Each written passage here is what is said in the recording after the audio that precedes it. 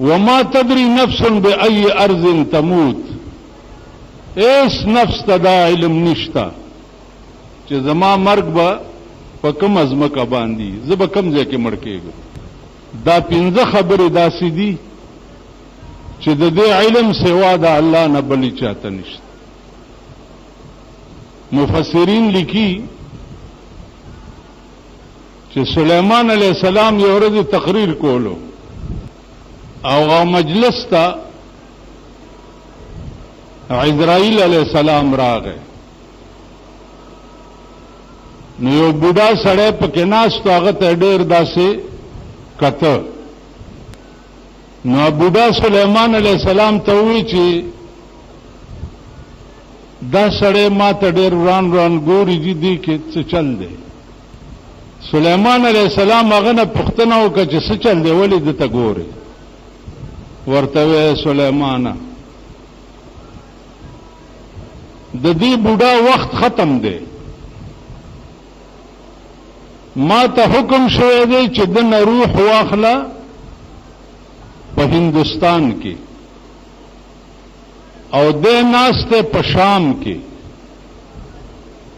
او کل د په وخت کې اوس 15 منټه پاتې دي.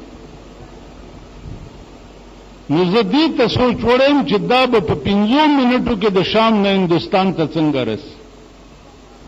سلیمان علیہ السلام فرمایل چې بوډا ته چې سوکم وی جی ما د دې ملک نه چرته بل ملک ته بوزا. سلیمان علیہ السلام هوا ته حکم وکړو چې دا بوډا اوچت کو د هندوستان ځمکې ته بوزا. هوا اوچت کړو، یو سکند کې هلته ورسو. اسرائیل علیہ السلام ورپسې ورغی او د هندوستان په ځمکه داغه نه روح قبض. نو سلیمان علیہ السلام اسرائیل ته وی چې تا دا کته ورته داسې ولې وران وران؟ وی ما د وجه د ډېر تعجب نه ورته کته چې خدایا ستا خواره وعده رښتیا ده، نو دی به اوس په 15 منټو کې د شام نه هندوستان ته څنګه رسي؟ نو عزیزانو غاور نشئ په دې باندې چې زه مالدار یم، علاج له لندن ته تللی شم، علاج له امریکې ته تللی شم، علاج دلته چې وخت پوره شي د امریکې نه مړ راوړي، د لندن نه مړ راوړي. دا الله قضا چې ده هغه امریکا او لندن نشي رئیسارولی. تاسو خیال راغی؟ نو عرض مې داو چې اوس هغه بله خبره ده چې د مالدارو خلکو عقل چې دی هغه مونږ نه لږ زیاتي، او بیا چې څه ډیګري ورسره شي که نه جي، نو هغه مشوره ورکړي چې صاحب دا د دې علاج به لندن کې کېږي. نو ما دې ډیګرۍ والا ته ووایه چې تا هم په لندن کې سبق ویلی دی که نه، نو تا دا چل نه دی زده کړی لندن کې چې تا ما اوس لندن ته ورلیږي. و دا ډاکټران عام طور باندې دا مشوره ورکړي که نه چې جي دا لندن ته بوځئ. نو لندن کې خو تا هم سبق ویلی دی که دا نهیر شو، په امریکا کې خو تا هم سبق ویلی دی که نه، نو ډاکټري دې پکې زده کړې ده، دا نهیر شو. یو ډاکټر ته زه تللی وم چې ما دا ګوډې خوږي، ما ته وی چې وزن کم کا. نو مالې ښه ده، وی دا پاس پې بوج زیات دی، نو ځکه دا ګوډې ستا خوږي. 13 پاونډه ما وزن کم کو، خوراک مراک ارس. بیا چې ورلم مالا خو څه جوړې نه شوې، وی جي لږ نورم ویټ کم کا. مال خو سم ووایه چې نه پوهېږم که نه، اوس مې قبر ته لیږي چې د خبرو نم پاتې شم. نو دا پکې لا بیله نخره ده زمونږ په دې ملک کې چې لندن ته بوځئ، لندن ته نه چې اسمان ته بوځئ، مړ به راوړي. زمونږ یو خپلوانو د هغه دې ځای کې کینسر لګېدلی، لندن ته بوتلو ناکام شو، امریکې ته بوتلو شو، 2.5 کروڑ روپۍ په ولګولې، د امریکې نه مړ راوړو. نو وما تدري نفس بأي ارض تموت، ایس نفس په دې قادر نه دی چې زما مرګ به په کومه ځمکه باندې. اوس بله خبره ده چې د مالدارو خلکو مشورې ته مونږه لږ اهمیت زیات ورکو که نه، ځکه چې د هغې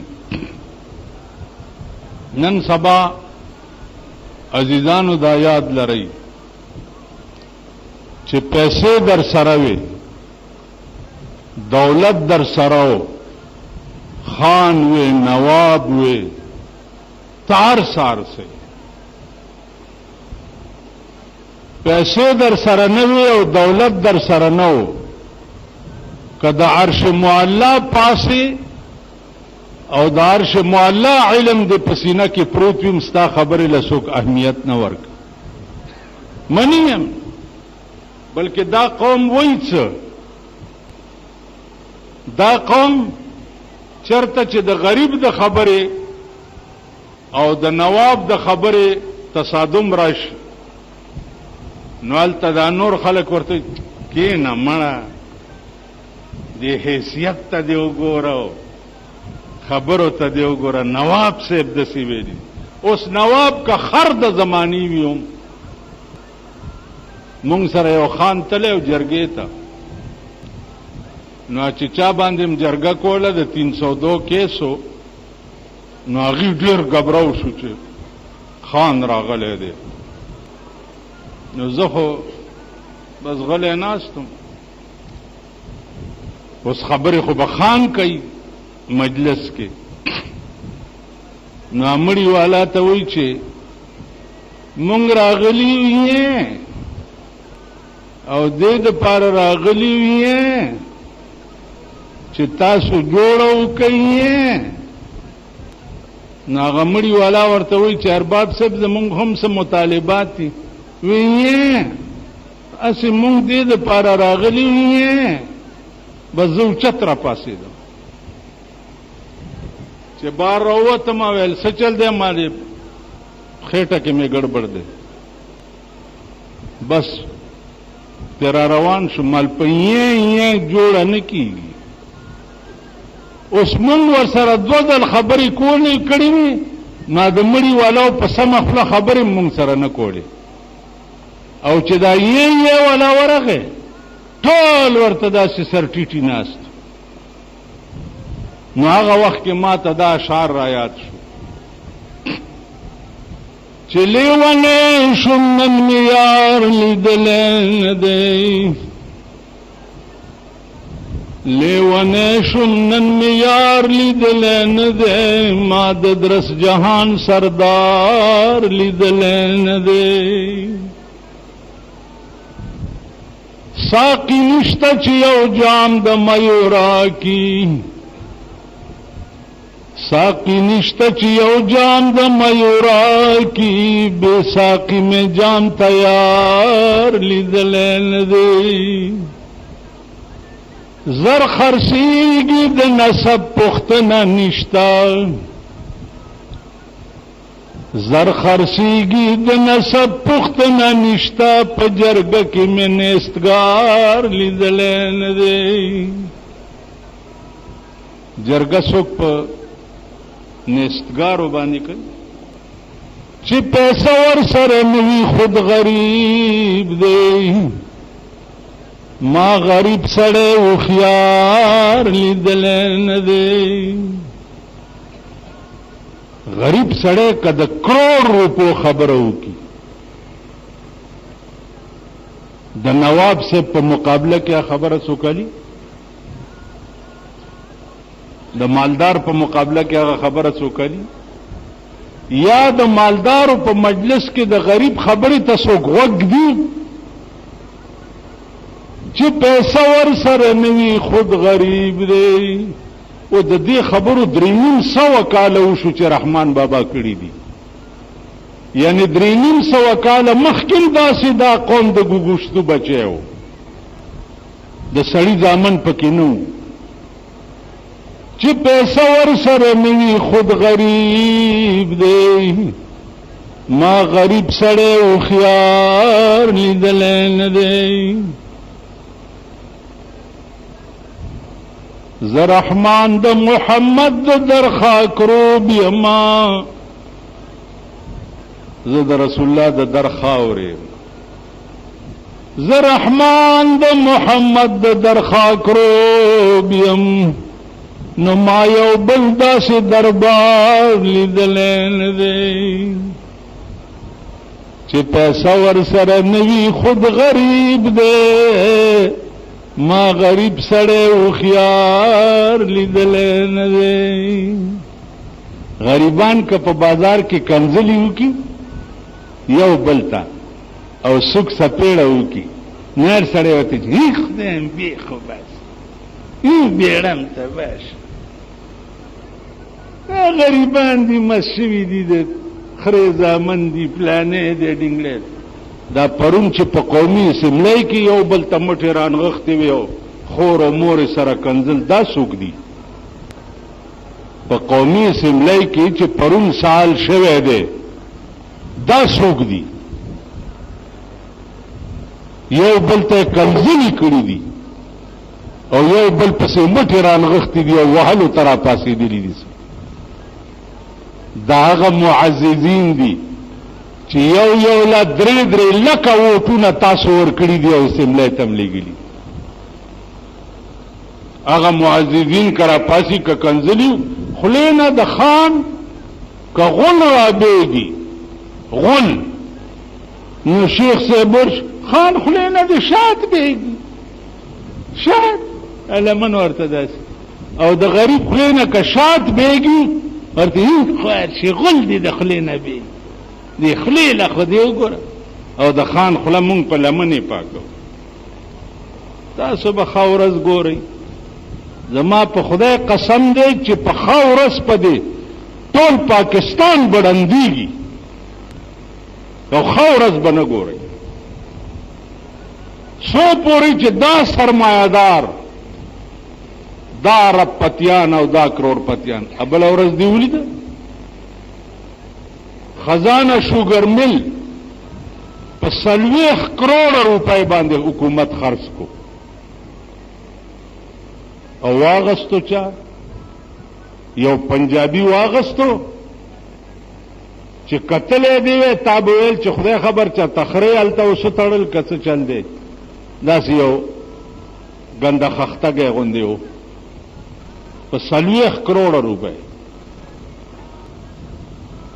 اوس 40 کروڑه روپۍ باندې حکومت خرڅ کو او 40 لکه خلک ور سره بېروزګاره شو. گنو والا، ټیکټرو والا، پریکولو والا، پکې مزدوری کولو والا، پکې 40 لکه خلک ور سره بېروزګاره شو. اوس په پنجابي خرڅ کو، هغه به ورته خپل سړي راوړي. نو عزیزانو د دې ټولو وجه څه ده؟ لویه وجه یې مونږ یو.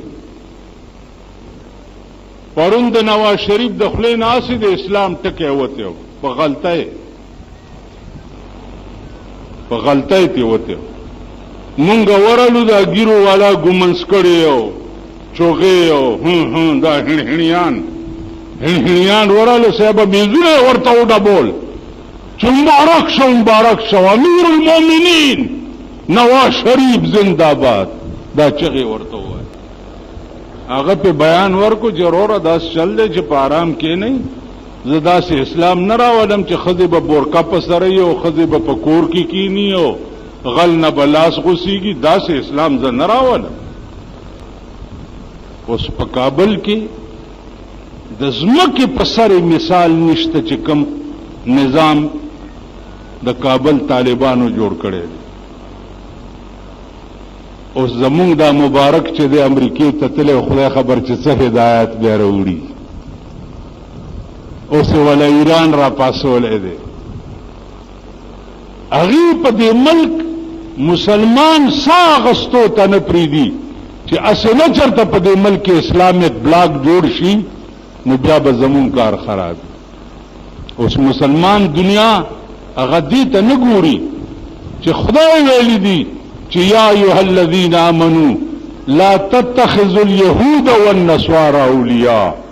خبردار چې یهود او نصاراو ته دوست نه وایي چرته. زمون نن لوی دوستان چې دي هغه یهود او نصارا دي، لوی دوستان. تاسو په دې 50 کاله کې ولیدل چې د رسول الله صلی الله علیه وسلم یا د ابوبکر یا د عمر یا د عثمان یا د علی سنت په دې 50 کاله کې یو حکومت ادا کړی. د مسلمان حکومت لوی میشن بچي، لوی میشن بدای چې کافر حکومت ته به د اسلام دعوت ورکړي. لوی میشن بدای. په دې 50 کاله کې ملکه الیزابت راغلی و، د لندن ملکه چې ده د لوړګي ته په دوره تللی و، په 2 لک روپۍ وی چې په پلانی ټیم دی له تشي متیازي ورزي. په 2 لک روپۍ هغه غسلخانه ورته جوړه کړې و چې یو ټیم ملکی پکې متیازي کول. نه تخوین بیخ بنیاد باسا کورم د میردین جماعت شاه ملکه خواغی نه پکې ملائکه راغلی دا ګډان دیو پس لپټې چولی دی ورته مخ کې ورستو ملائکه راغلی دا ټول ګمون جوړ کړي. حضرت عمر ته به د کمل سفیر راغی، امیر براغی، دا به د قجورو باغ کې ناستو، یا به تسبیح ویل یا به چرته کمیس ته ټاکای ګنډله، د کجوري په پوزي بناستو. د شام سفیر راغی، امیر المؤمنین سره ملاویږم نو حضرت عمر ناسته کمیس ته ټاکای ګنډي. هغه چې داسې ورته وکتل نو هغه سفیر زړه نه شو کولی چې ورنږدې شي. دا امیر المؤمنین دی او دا امیر د کمیس ته ټاکای ګنډي. حضرت عمر ورته تعال لا تخف، رضا یریږه ما. چې نږدې ورغه کېناستو چې زه د شام سفیر یم. ویل ولې ګبراوې؟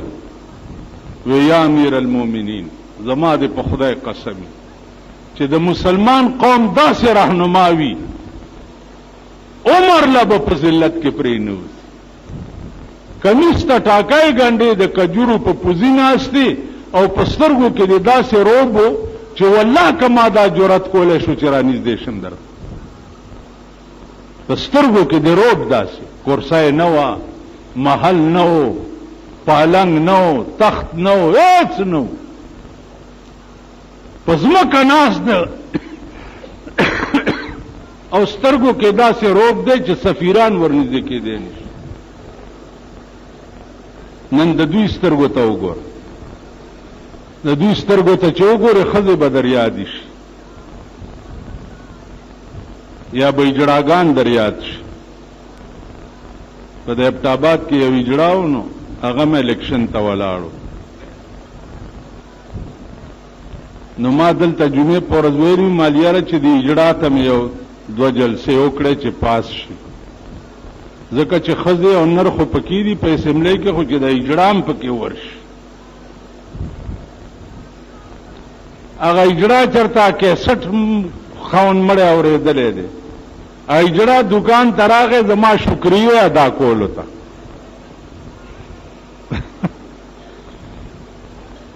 وی چې ستا شکریه ادا کوم تا په تقریر کې زما نوم اغستی. نو ما اړه کې ویلی چې زما دې پورې خو نه دی اغستی چې رښتیا لاړ شی اسمبلی.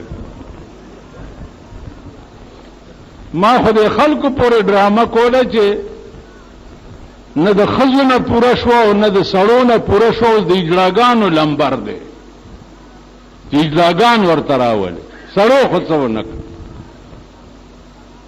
تاسو وایئ په ایمان چې قومي اسمبلی د ملک مغز د قومي اسمبلی نه چې کوم پروګرام راوځي د ملک او د قوم د ترقۍ پروګرام دی. په دې 50 کاله کې تاسو ولیدئ چې د قومي اسمبلی نه څه د ملک د ترقۍ پروګرام راوځي. په دې 50 کاله کې استاسو قومي اسمبلی څه پیژنئ یا د هغې باس هغه د غرونه ملائکې ورته په قبر کې راغی ویل من ربک هغه ویل من ربک ویل په آرام کښېنه څه رب کې یو قپ مړی بنی وږی ما نو تاسو قپ مړی والئ اوس غم در سره د څه دی هله سپین اوړه بند شو سره اوړه شو هله سپین اوړه بند شو سره اوړه شو سپین اوړه دې هم ستاسو کپره وخوري او سره دې هم ستاسو کپره وخوري. خبره د دې کوه چې په ملک کې قرآن څه شو حدیث د جناب محمد رسول الله څه شو هغه نظام څه شو چې کوم نظام له ابوبکر قربان شوی و کوم له عمر قربان شوی و کوم له عثمان قربان شوی و کوم له علي قربان شوی و کوم له حسنین قربان شوي هغه نظام څه شو دې ته خو لږ سوچ وکړئ. اول تاسو یې دا جومات کې چې ناست یې زه ستاسو امام یم قرآن تاسو ته په کومه ورځ رایاد شي چې مړی درکې وشي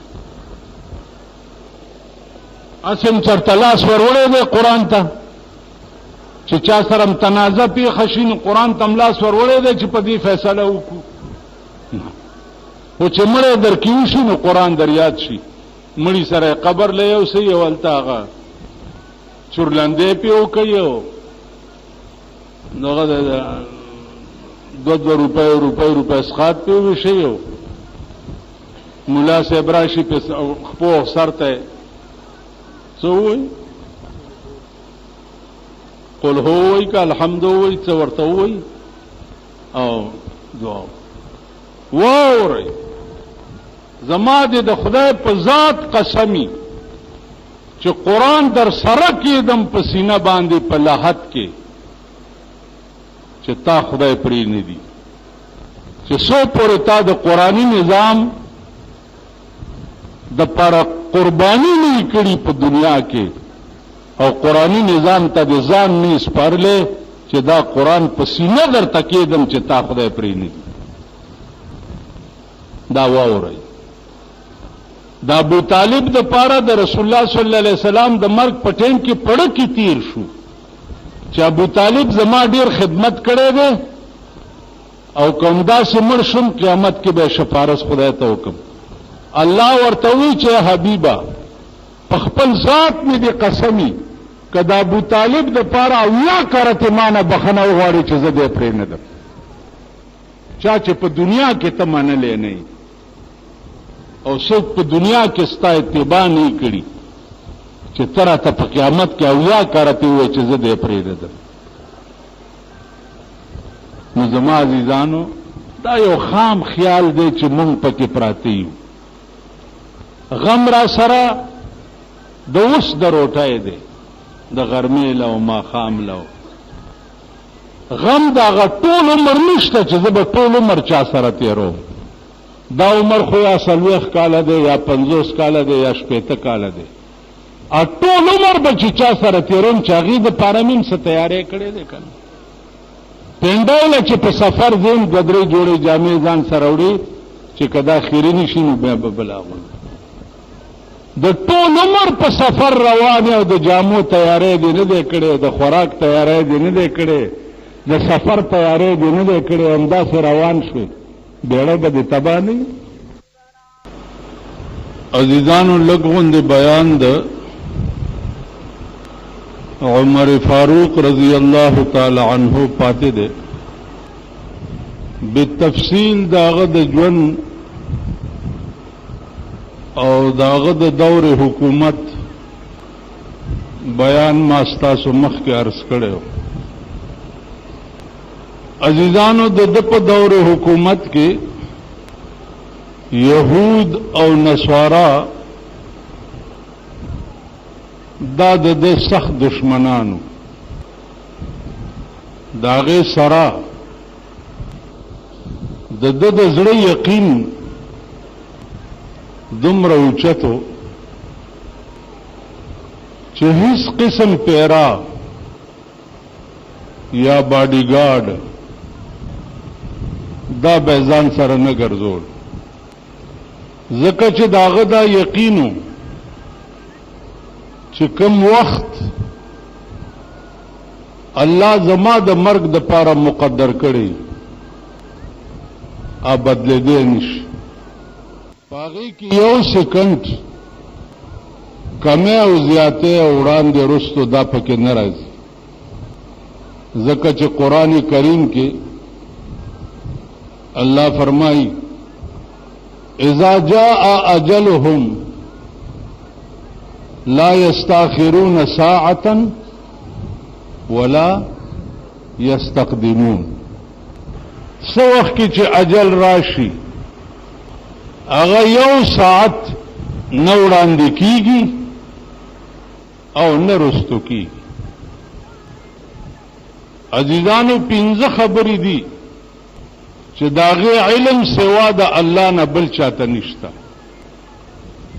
ان الله عنده علم الساعه قیامت بکلی د دې علم سوا د الله نه بل چاته نشته وينزل الغيث باران بکله کیږي د دې علم سوا د الله نه بل چاته نشته ويعلم ما في الارحام د مور پر رحم کې به الګ جوړیږي او که جنې به جوړیږي د دې علم سوا د الله نه بل چاته نشته وما تدري نفس ماذا تكسب غدا اس نفس ته دا علم نشتا چې زب سبا څه کار کو سبا به څه کو سبا د پاره اراده تا د سکړی او در پیښ